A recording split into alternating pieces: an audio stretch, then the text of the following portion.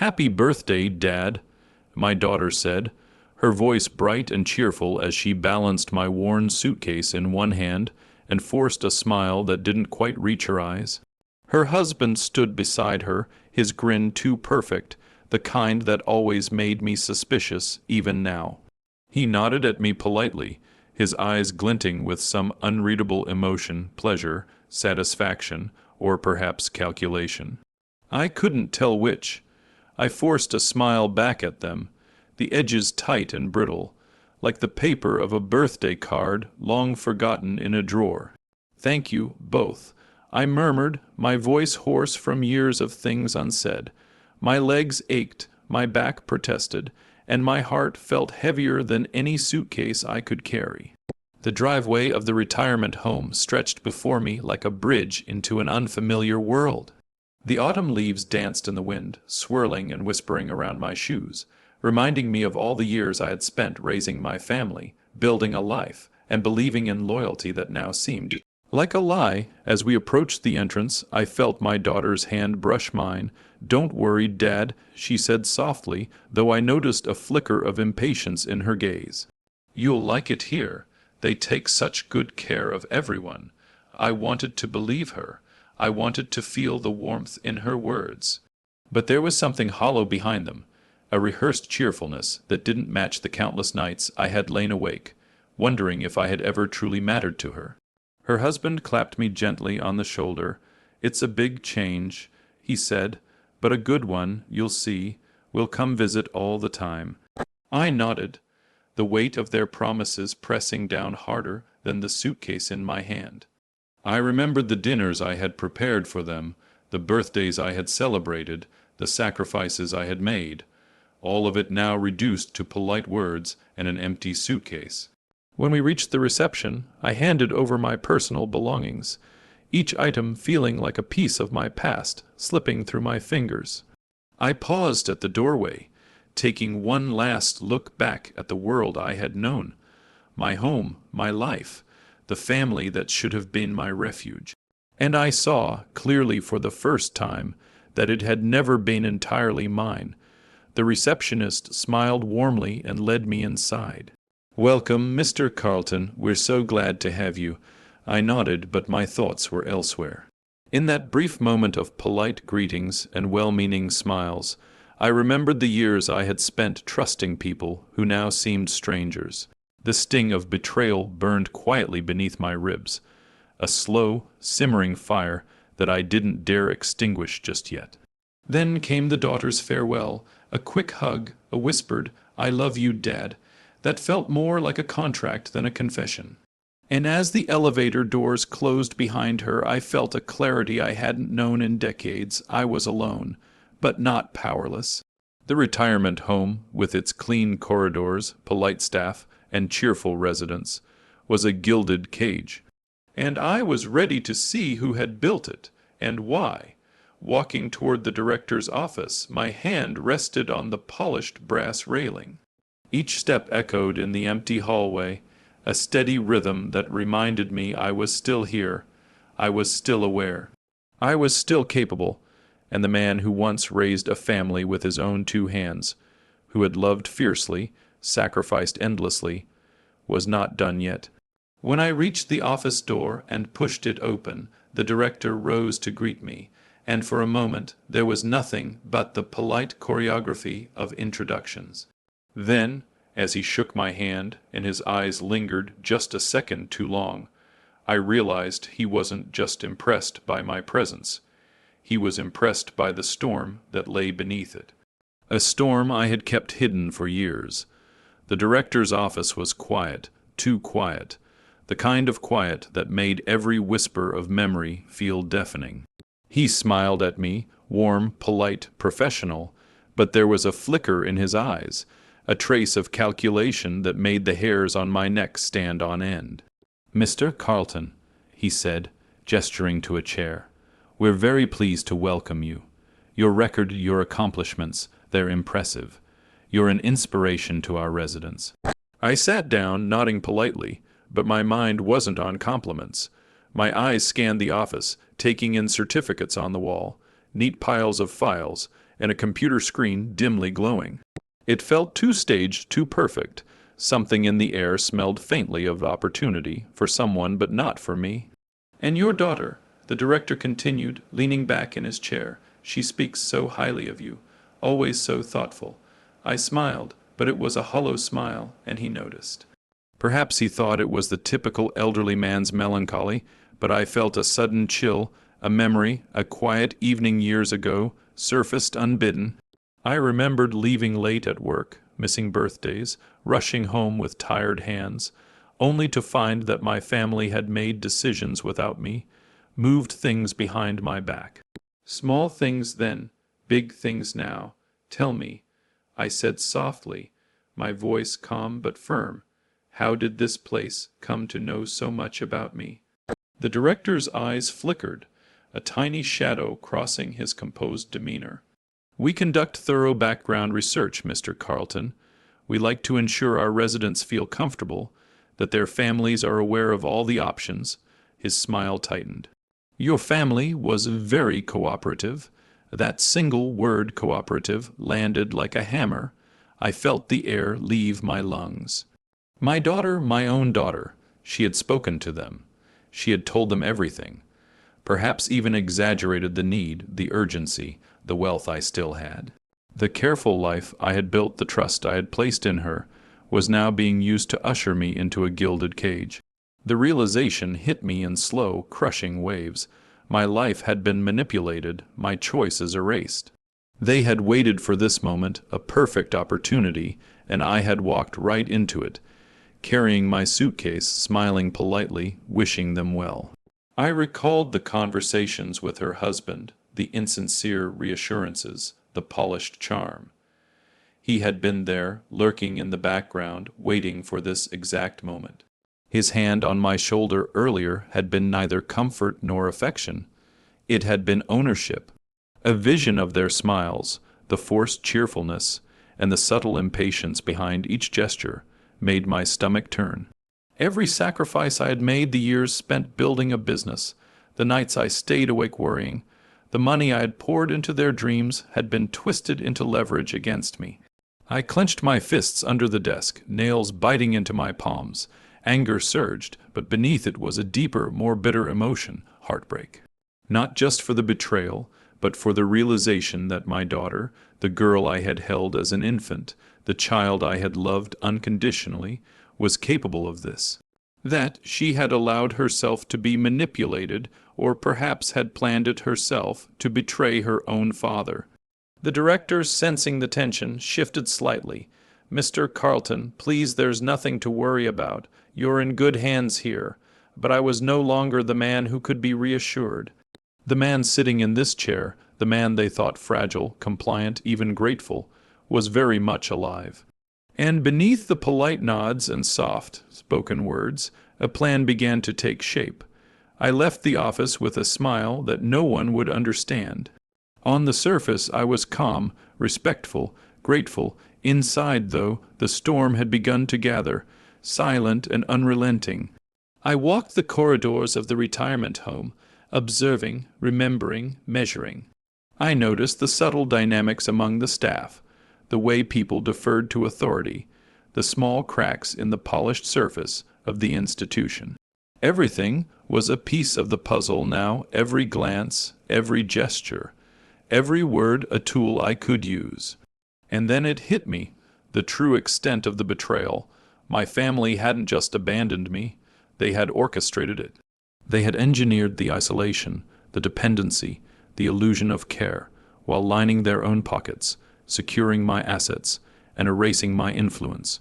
Betrayal, I realized, is like a seed. You plant it once, and it takes root quietly. It grows hidden, until one day it towers over you, casting a shadow so dark you can no longer see what is real. And now I was staring up at that shadow, my heart aching, my mind sharp as a blade.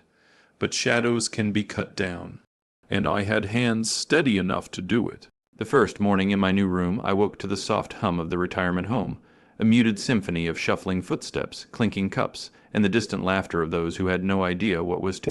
Come, I lay there for a long time, staring at the ceiling, listening, remembering, and planning. Revenge, I realized, was not about haste. It was about precision. It was not about screaming or striking blindly, but about planting seeds of consequence in the lives of those who had hurt me. My daughter and her husband had orchestrated my humiliation, my isolation, but they had underestimated one thing. The man they thought broken was far from powerless. I began quietly, observing. I watched the staff, the routines, the subtle hierarchies that dictated the flow of power in this gilded cage. I noted who deferred to whom, who whispered secrets in hallways, who carried influence quietly yet decisively. There was a rhythm here, a pulse, and if one knew how to listen, it revealed all the vulnerabilities of a system. Then I watched my daughter. Visits came irregularly at first, polite and perfunctory. Her husband's smiles never faltered, but I noticed the cracks. A glance too long at his watch, a hand brushing nervously against a folder they thought secure. They were confident, but arrogance has a smell. And I smelled it, faint and sweet, like perfume masking sweat. I began subtly, almost invisibly. A question here to the director, a casual remark there to a staff member who seemed eager for gossip. Small things, nothing that would draw suspicion, yet enough to make the web begin to unravel. It was not cruel at first.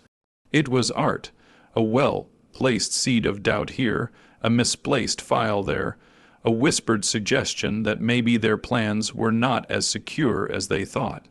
My daughter's husband, the architect of my humiliation, began to show the first signs of unease. He asked questions that had no clear answers, glanced over his shoulder in my presence, and for the first time I sensed fear behind his polished mask. And my daughter began to falter too. She tried to maintain the cheerful facade, the sweetness I had once adored. But I could see the hesitation in her smile, the subtle defensiveness in her voice. The betrayal had become a weight even she could no longer carry gracefully. I did not rush. Revenge is like chess. Each piece has a purpose, each move deliberate. I observed, I manipulated, I set the stage. An error in their plans, a missed signature, a misread contract, a mismanaged asset, would bloom naturally into consequence, guided gently by my unseen hand. One afternoon, I arranged a meeting with a staff member I had befriended quietly over tea and conversation. Nothing formal, nothing suspicious. Just a chat about old books, the beauty of autumn, the subtle humor in human folly. Then, almost casually, I let slip a phrase that would linger.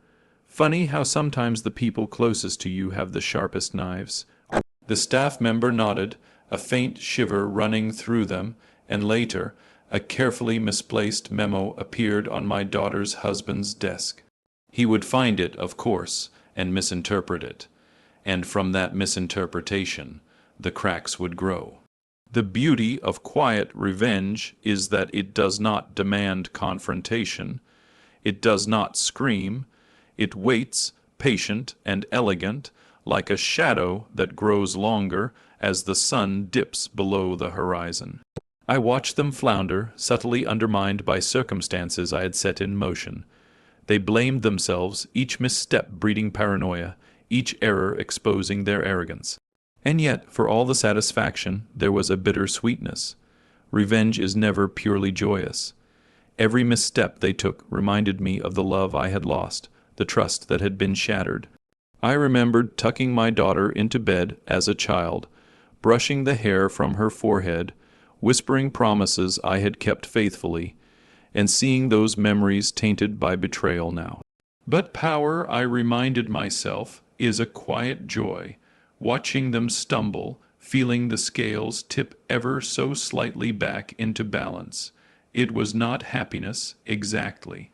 It was justice, measured and precise. And as the days passed, as their panic grew and their smiles faltered, I realized something profound. The storm I had begun to unleash was no longer just for me. It was for every moment of my life that had been stolen, for every kindness ignored, for every silent night spent wondering if I had failed as a father. By the time my daughter returned for another visit, I was no longer the man she thought she could control. I greeted her with warmth, with a smile that seemed gentle and forgiving, and yet, behind that smile, a fire burned, silent, controlled, unstoppable. "You look well, Dad," she said, a touch of uncertainty in her voice. "I am," I replied softly. "And you seem tired?" Her eyes flickered, just for a moment, betraying the worry I had planted so subtly. The quiet revenge had begun, and I felt a calm satisfaction settle over me like a cloak. It would take time. It would require patience, precision, and observation. But every chess piece I moved, every domino I tipped, brought me closer to the inevitable reckoning. And I knew this. The people who had betrayed me were dancing on the edge of consequences they could not yet see.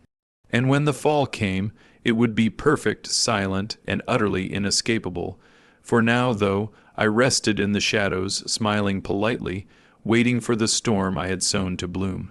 It was a crisp morning when the first real consequences of their arrogance reached my daughter and her husband. I had not moved hastily, nor had I revealed my hand prematurely. Every detail had been orchestrated subtly, with patience and care, and now the results began to ripple through their lives like gentle but relentless waves. The husband's portfolio, the careful financial network he had relied on to secure his future at my expense, was quietly unraveling. Small mismanagements, the result of carefully placed errors and whispered suggestions, had compounded into a noticeable loss. He would not know the source. He would only feel the ground shift beneath him. His confidence wavered. The charm that had once concealed his manipulations cracked, revealing a man who could no longer mask uncertainty. My daughter, too, felt the invisible threads of consequence tightening around her life. Invitations she had taken for granted, opportunities she had promised herself, began slipping away. Friends she had counted on hesitated, alliances faltered, and whispers of misfortune reached her ears, though none would ever trace back to me. Yet I felt no joy in their suffering, only clarity, only the quiet satisfaction that the scales were balancing, that justice, as I defined it, was being restored. I remembered the nights I had sat alone, contemplating how loyalty and love could be weaponized against me, and I realized that while the world had turned against me, I had remained intact. Resolute and patient, one afternoon my daughter visited, her smile fragile, her demeanor cautious. She approached me slowly, as if testing the water. "Dad, is everything all right?" she asked, her voice carefully measured. I met her eyes calmly, my expression warm but unreadable. "I'm quite well," I said, "and you seem to have a lot on your mind." Her lips pressed together. She knew, of course. She had always known, in some corner of her mind, that the father she underestimated was far from powerless. Yet she could not admit it, could not confess her own missteps, her own betrayals. The tension between us was a tapestry woven from years of love, neglect, and deceit. You've changed, Dad," she whispered, almost a confession, almost a plea. "Yes," I said softly, leaning back in my chair. "I have, and I've learned something very important." She leaned closer, searching my eyes, desperate for a sign of reconciliation, of forgiveness, perhaps even for a spark of the father she once knew.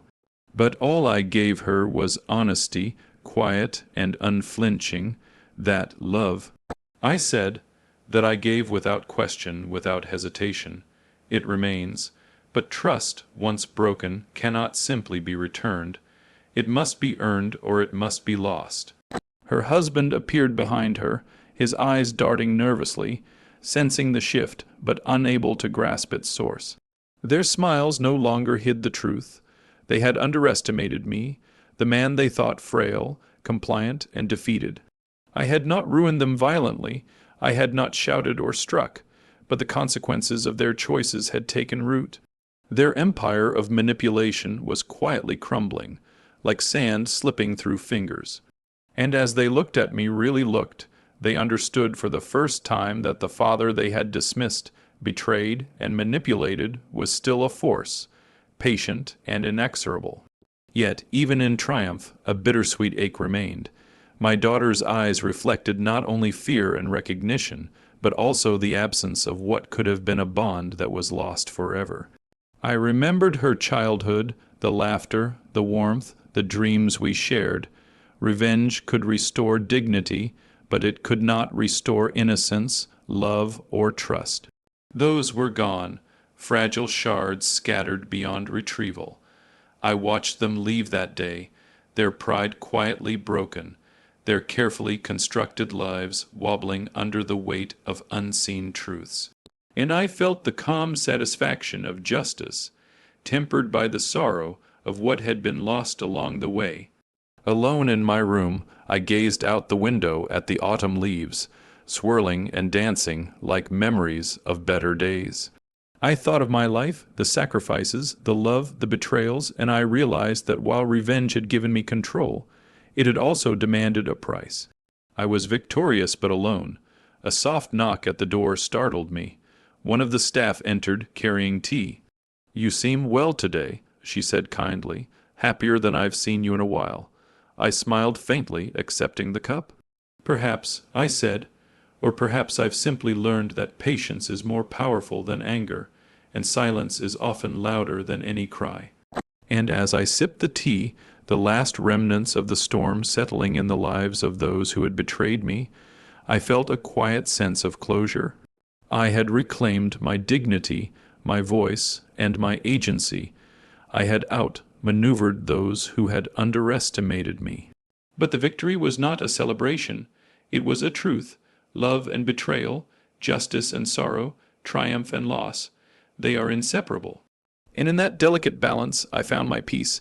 I was a man who had been betrayed, yes, but I was also a man who had endured, observed, and acted. And in the silent corridors of that retirement home, as the sun dipped behind the autumn trees, I realized that my story, my quiet, unyielding story, was mine alone. And sometimes that is enough.